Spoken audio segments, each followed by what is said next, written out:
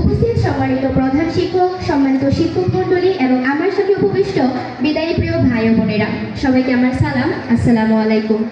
বিদায় শব্দটির মধ্যে একটি ভার আছে।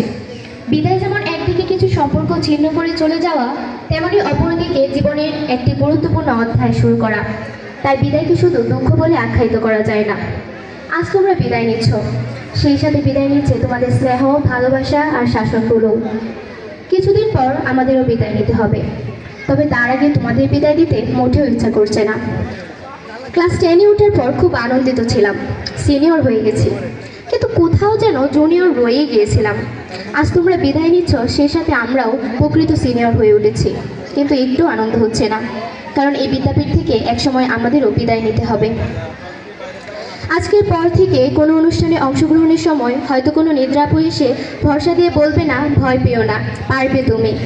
আজকের পর থেকে হয়তো কোনো কাজল আপু জেলা পর্যায়ে অভিনয়ে সেরা হয়ে আমাদের স্কুলের জন্য বিজয় অর্জন করে আনবে না। আজকের পর থেকে হয়তো কোনো ক্লাসের ফাঁকে মায়ের আপুর গান আর শুনতে পাবো না।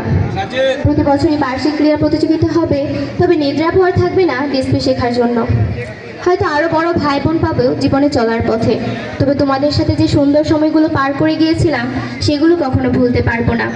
তোমাদের সাথে আর কখনো খেলাও হয়ে উঠবে না, আর কখনোই কিছু হবে না।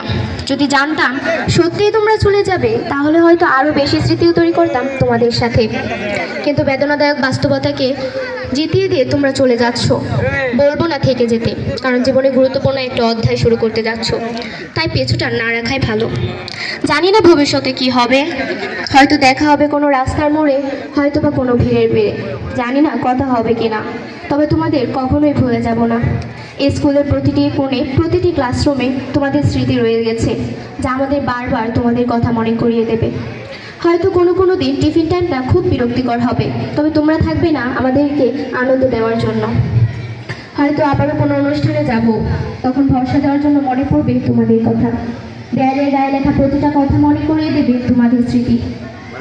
তোমরা শুধু আমাদের সিনিয়র ছিলে না, একটা বট বৃক্ষ ছিলে, যা আমাদের পরম মমতায় আগে রেখেছিল, আমাদের ছায়া দিয়েছিল।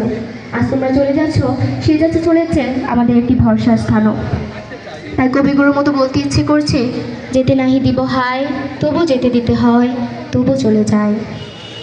সকল বন্ধন ছিন্ন করে তোমরাও চলে যাচ্ছ। আমাদের দ্বারা যদি কোনো ভুল হয়ে থাকে, তাহলে তা মাফ করে দিও।